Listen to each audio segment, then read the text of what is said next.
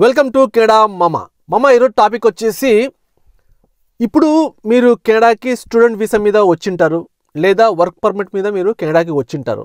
Okay, వచ్చిన తర్వాత మీకు ఒక సర్టెన్ ఏజ్ తర్వాత మీరు పెళ్లి చూపులు చూసుకొని దాన్ని బట్టి మీరు పెళ్లి చేసుకోవాలని అనుకుంటారు. సో ఇక్కడ మీరు డెసిషన్ అనేది చాలా కేర్ఫుల్గా తీసుకోవాలా. అంటే మీరు పెళ్లి చేసుకునే పార్ట్నర్ అమ్మాయి అయినా సరే అబ్బాయి అయినా సరే మీరు పెళ్లి చేసుకునే పార్ట్నరు ఇక్కడ వర్కింగ్ అయ్యి ఉండాలి ఖచ్చితంగా. ఇది మ్యాక్సిమం, ఇది ఒక తమ్రుల్లా పెట్టుకోండి. అంటే మీరు అనుకోవచ్చు, అంటే ఒకవేళ అమ్మాయి జాబ్ చేయకపోతే పెళ్లి చేసుకోకూడదా అని చెప్పేసి. నేను చెప్పేది కేర్ఫుల్గా స్టెప్ బై స్టెప్ వినండి. దాని తర్వాత మీరు ఒక డెసిషన్ తీసుకోండి. నేను ఖచ్చితంగా జాబ్ చేసే అమ్మాయినే పెళ్లి చేసుకోవాలా, ఒకవేళ అమ్మాయి జాబ్ చేయలేకపోతే మీరు పెళ్లి చేసుకోకూడదు అస్సలు అని చెప్పేసి నేను డైరెక్ట్గా మీకు నా రూల్ ఇది అని చెప్పేసి ఇలా చెప్పట్లేదు. బట్ నేను చెప్పేది ఏంటంటే ఇక్కడ కెనడాలో జనరల్గా ఇక్కడ కాస్ట్ ఆఫ్ లివింగ్ అనేది భయంకరంగా ఉంటుంది. ఓకే, ట్యాక్స్ కానీ, హౌస్ కొనాలనుకున్నా కానీ, రెంటల్గా ఉండడానికి కానీ, లేకుంటే ఒక కార్ తీసుకున్నా సరే, మేజర్ కార్ ఇన్సూరెన్సే పేలిపోతుంది. ఓకే, కార్ ఈఎంఐ పక్కన పెడితే కార్కి ఇన్సూరెన్స్ ఒక్కొక్క కార్కి మినిమం అంటే 180 నుంచి స్టార్ట్ అవుతుంది. 180 ఉందంటే మీ ఏరియాలో సూపర్ అంటామాట. అది కూడా తక్కువ కాస్ట్ కార్ అయి ఉండి ఎక్కువ మైలేజ్ తిరిగి ఉండి ఏరియా బట్టి ఇక్కడ ఇన్సూరెన్స్ అనేది ఉంటుంది. ఖచ్చితంగా మీ కార్కి ఇక్కడ ఇన్సూరెన్స్ ఉండి తీరాలన్నమాట. సో మీ కార్ ఇన్సూరెన్స్కే ఒక మేజర్గా మీ అమౌంట్ వెళ్ళిపోతుంది. ఇప్పుడు ఒక కొత్త కార్ కొన్నాం అనుకోమో, ఒక 45,000 50,000 కార్ కొంటే, $50,000 కార్ కొంటే మీరు ఇన్సూరెన్సే మీ ఈఎంఐ ఇన్సూరెన్స్ కలిపి ఆల్మోస్ట్ లైక్ ఒక $1,000 ఉంటుంది. గుర్తుపెట్టుకోండి, మీరు డౌన్ పేమెంట్ ఏం చేయకపోయినా ఉంటుంది. డౌన్ పేమెంట్ చేసినా కూడా ఒక 5,000 10,000 చేసినా సరే ఉంటుంది. అవుట్ ఆఫ్ మై ఎక్స్పీరియన్స్ నేను చెప్తున్నాను. ఓకే, ఏదైనా సరే నా ఎక్స్పీరియన్స్కి తెలిసి చెప్తున్నాను. సో ఒక కార్ కొంటేనే మనము కార్ ఇన్సూరెన్స్, కార్ ఈఎంఐ అంత పే చేయాలి. రెంట్ 2,000 3,000 ఉంటుంది. తర్వాత ఇక్కడ మనకు వచ్చే శాలరీలో ట్యాక్స్ కట్ అయ్యి పడుతుంది. తర్వాత మీరు కూరగాయలు కొన్నా, గ్రాసరీస్ కొన్నా, ఎక్కడ కొన్నా అక్కడ ఖచ్చితంగా హెచ్ఎస్టీ అని చెప్పేసి, జిఎస్టీ అని చెప్పేసి అక్కడ కట్ చేస్తారు. సో తర్వాత అంటే మీరు దేనికి వెళ్ళినా సరే ఖచ్చితంగా ఇక్కడ ట్యాక్స్ అనేది ఉంటుంది. So end of the month మన దగ్గర ఎంత అమౌంట్ మిగులుతుంది, సో మన శాలరీ నుంచి ఆ అమౌంట్ని మనం ఎలా ఖర్చు పెడుతున్నాము, ఇక్కడ internet bill, current bill, water bill, తర్వాత ఎన్ని బిల్లు ఉంటాయో, ఫోన్ బిల్లు, అంటే మన ఫోన్ ఇక్కడ ఈఎంఐలో ఫోన్ కొంటాం, ఆ ఫోన్ బిల్లు కట్టాలా. తర్వాత మళ్ళీ కమిట్మెంట్స్, మన ఫ్యామిలీ మెంబర్స్ ఇండియాలో ఉంటారు, మన ఫాదరో మదరో, లేకుంటే మనకి ఏదైనా కమిట్మెంట్స్ ఉంటుంది. మన ఇండియాలో ఒక ఇల్లు కొనుక్కుంటాము, ఆ ఇంటికి కూడా మనం లోన్ పంపించాలి. సో ఇన్ని కమిట్మెంట్స్లో మీరు మీ పార్ట్నర్ కూడా జాబ్ చేయలేకపోతే it's very tough to survive. ఎందుకంటే పార్ట్నర్ ఉంటారు, పార్ట్నర్తో పాటు కిడ్స్ ఉంటారు, కిడ్స్ని చూసుకోవాలా, పార్ట్నర్ చూసుకోవాలా, మీ ఖర్చులు, అన్ని ఖర్చులకి ఇక్కడ డబ్బులు అనేది సరిపోవు. సో మీరు ఎక్స్పెక్టేషన్ ముందే పెట్టుకోండి. ఎందుకంటే కెనడాకి వచ్చిన తర్వాత ఫ్రస్ట్రేట్ అయిపోయి డబ్బులు మిగలట్లేదు, వైఫ్ని జాబ్ చేయమని అడగడము, ప్రెషర్ చేయడం అనేది కూడా తప్పేమాట. ఎందుకంటే ఆమెకు ఇంట్రెస్ట్ ఉంటే జాబ్ చేస్తుంది, ఆమె ఇంట్రెస్ట్ లేకపోతే we can't do anything, right? So అది ముందే మీరు చూసుకోవాలన్నమాట. వైఫ్ అండ్ హస్బెండ్ ఇద్దరు జాబ్ చేయాలా, చేస్తేనే సర్వే కావడానికి ఇక్కడ మేజర్ స్కోప్ ఉంది కెనడాలో. ఒకవేళ ఓకే మీ వైఫ్ జాబ్ చేయట్లేదు, హస్బెండ్ టాలెంటెడ్ ఫెయిల్ అయి ఉంటాడు, చాలామంది టాలెంటెడ్ ఫెయిల్ అయి ఉంటారు, వాళ్ళు బాగా సంపాదిస్తారు, వాళ్ళ వైఫ్ జాబ్ చేయాల్సిన అవసరం లేదు, అలా బేసే ఉంటుందన్నమాట. సో ఇప్పుడు ఒకవేళ మీ వైఫ్ జాబ్ చేయకుండా, అంటే ఇండియాలో జాబ్ చేస్తుంది అనుకోండి, కెనడాకి వచ్చిన తర్వాత జాబ్ ట్రయల్స్లో ఉంటారు, తప్పేం లేదు. కానీ ఇండియాలో జాబ్ చేయట్లేదు, కెనడాకి వచ్చిన తర్వాత మీకు ప్రెషర్, ఫైనాన్షియల్ ప్రెషర్ ఎక్కువైపోయి ఆమె పైన జాబ్ చేయమని చెప్పేసి ఆమెను అడగడం వల్ల చాలామంది ఇక్కడ కేసెస్ అనేది కనిపిస్తున్నాయి అన్నమాట. డైవర్స్ కేసు ఎక్కువ. సో ఎర్నింగ్ చేసే ఒక డైవర్సు, ఎర్నింగ్ చేయకపోతే ఒక డైవర్సు. ఎర్నింగ్ చేసే ఇద్దరికి పోటాపడి గొడవపడి విడిపోవడము ఒక కేసు అయితే, ఎర్నింగ్ చేయకపోతే కూడా గొడవపడి విడిపోవడం అనేది ఒక కేసు. సో మన మైండ్ ఎలా ఉండాలంటే గుర్తుపెట్టుకోండి, మీరు ముందే ట్యూన్ చేసుకోవాలన్నమాట.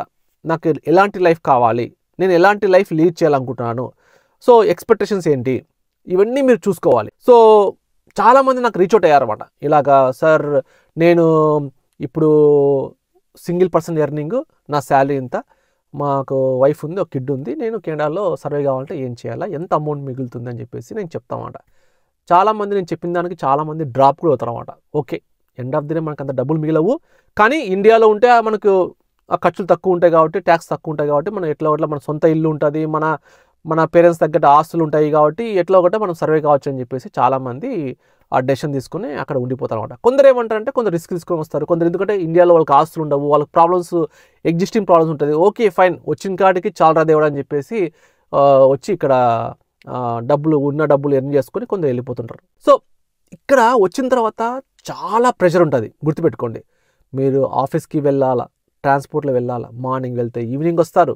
తర్వాత ఇక్కడ మీ వైఫ్కి డ్రైవింగ్ నేర్పియాలా, మీ డ్రైవింగ్ నేర్పిస్తే తనకు కూడా కారు డ్రైవింగ్ నేర్పించేందుకు, తనకు కూడా కారు డ్రైవర్ కింద యాడ్ చేసేందుకు ఇన్సూరెన్స్ అనేది మళ్ళీ మీకు ఎక్కువ అవుతుంది. సో ఇవన్నీ చూసుకుంటే ఓవరాల్గా చాలా మనీ సేవింగ్ అనేది చాలా తక్కువ ఉంటుంది.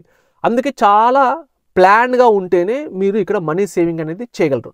సో మీరు ప్లాన్గా ఎలా ఉండాలంటే మనీ ఎర్నింగ్ అనేది ఇక్కడ చాలా వేస్ ఉన్నాయి. Okay, see not only as ఇప్పుడు మనము కొందరు స్టూడెంట్స్ కింద వస్తారు, ఇక్కడ జాబ్ కొట్టలేకపోతారు, ఎక్స్పెక్టేషన్ అనేది డిఫరెంట్గా ఉంటుంది. ఇక వచ్చిన తర్వాత టోటల్గా బ్లాంక్ ఉందనుకోండి, మనకు జాబ్ ఓపెనింగ్స్ లేవనుకోండి, కెనడా పైన ఒక నెగిటివ్ ఇంప్రెషన్ వస్తుంది అనమాట.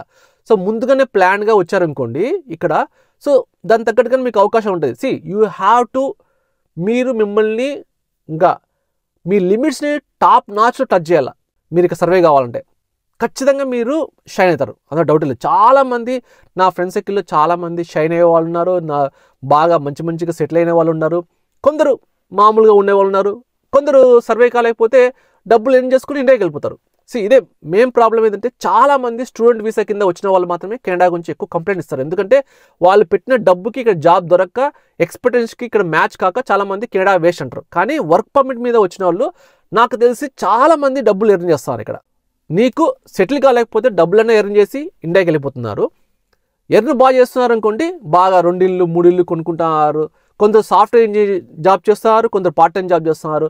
నాకు తెలిసిన వాళ్ళు చాలామంది జాబ్ చేస్తూ మళ్ళీ ఈవినింగ్ ఊబర్ నడుపుతున్నారు. చాలామంది జాబ్ చేస్తూ కొందరు ఈవినింగ్ టైమ్స్ బిజినెస్ సంబంధించినవి చూసుకుంటున్నారు. కొందరు వాళ్ళకి పిఆర్ వచ్చిన తర్వాత ఇంపోర్ట్ ఎక్స్పోర్ట్ బిజినెస్ చేస్తున్నారు, మ్యాంగో బిజినెస్ అంట. కొందరేమో కొన్ని చైనా సంబంధించిన కంపెనీస్తో మాట్లాడుకుని ఇక్కడ బిజినెస్ చేస్తున్నారు. సో సర్వే కావడానికి, డబ్బులు ఎర్న్ చేయడానికి చాలా స్కోప్ ఉంది. కానీ మనకు అవన్నీ తెలియవు కదా, మనకు తెలిసిందల్లా ఒకటే, జాబ్ చేయడం ఒకటే. ఆ జాబ్ తప్ప అందులో డబ్బులు మిగలకపోతే అరే కెనడా వేస్ట్ అంటాం. అది మాట. అందుకని నేను చెప్పేది ఏమంటే you have to innovate, you have to touch your limits, earn money మాట. సో మీరు వైఫ్ అండ్ హస్బెండ్ ఇద్దరు కలిసి వస్తే, ఇద్దరు జాబ్ చేస్తారనుకోండి, ఇక్కడ ఇల్లు కొనడం కూడా చాలా ఈజీ. సో ఒకరి శాలరీ అనేది టోటల్ ఖర్చులకి లగ్జరీకి అంతా అయిపోయినా ఒక శాలరీ అనేది మిగులుతుంది. ఎండ్ ఆఫ్ ది డే మీకు ఒక తక్కువ బడ్జెట్లో ఇల్లును కొనుక్కోవడం, మీ బడ్జెట్ దగ్గరగానే ఇల్లు కొనుక్కోవడము ఉండడం అనేది ఒక లాంగ్ టర్మ్ గోల్ పెట్టుకొని, తర్వాత ఇల్లు కొన్న తర్వాత మళ్ళీ బెటర్గా ఎలా కావాలా, బిజినెస్లో ఏం చేయాలా, మీ వైఫ్కి జాబ్ చేయొచ్చు, తనకు టాలెంట్ ఉండొచ్చు, తనకు ఇంటీరియర్ డిజైన్ ఉండొచ్చు, తనకు ఏదైనా ఈవెంట్స్ ఏర్పాటు చేయడం వచ్చు, తనకు కేక్ ప్రిపేర్ చేయడం వచ్చు, తనకు ఇలాగా ఏదైనా సరే ఇంట్లో వంటలు చేసి బయట ఆ ఫుడ్ని అమ్మడం తెలుసు. ఇలా రకరకాల స్మాల్ బిజినెస్ అనే వాళ్ళు చాలామంది ఉన్నారండి కెనడాలో నేను చెప్పేది. సో మీ దగ్గర ఏదో ఒక స్కిల్ ఉండాలి. So both wife and husband అనే వాళ్ళు ఇద్దరు ఎన్ని చేస్తే మీరు కెనడాలో మ్యాక్సిమం హ్యాపీగా ఉండొచ్చు.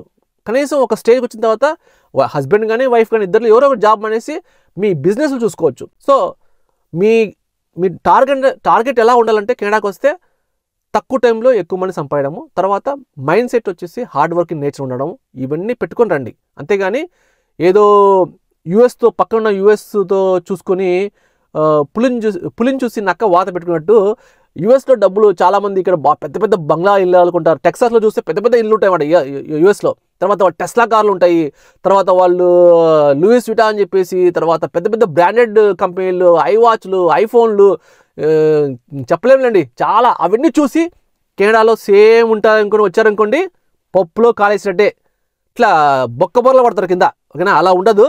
ఇక్కడ లైఫ్ స్టైల్ అనేది చాలా డిఫరెంట్గా ఉంటుంది. You have to earn it. చాలా కష్టపడాలి, కష్టపడి పైకి రావాలి, అప్పుడే సెటిల్ కావాలి. లైఫ్ అంటే నువ్వు కెనడాకి వస్తే నీ కష్టపడిన దానికి ఖచ్చితంగా నువ్వు పైకి వస్తే మాత్రం ఆ రుచి, ఆ టేస్ట్, ఆ ఫీలే వేరుంటుంది. గుర్తుపెట్టుకోండి. అలా చాలామంది ఉన్నారు.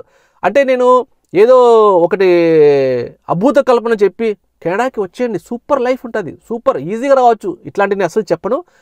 నా ఎక్స్పీరియన్స్ బట్టి, నా ఆలోచన బట్టి, నా దగ్గర సర్కిల్ని బట్టి, నేను ఫ్రెండ్స్ సర్కిల్ బట్టి, నా కొలీగ్స్ బట్టి, తర్వాత బయటకి ఎక్కడైనా గ్యాదరింగ్స్ పార్టీకి వెళ్తే అక్కడ వాళ్ళు అందరి ఎక్స్పీరియన్స్ని ఎప్పుడు నేను అబ్జర్వ్ చేస్తూ ఇన్ఫర్మేషన్ తీసుకుంటూ దాన్ని మౌల్డ్ చేసి నేను మీకు డెలివర్ చేస్తుంటాను. సో గుర్తుపెట్టుకోండి, మీ లైఫ్ పార్ట్నర్ ఖచ్చితంగా ఇక్కడ జాబ్ చేస్తే కెనడాలో సర్వే కావచ్చు.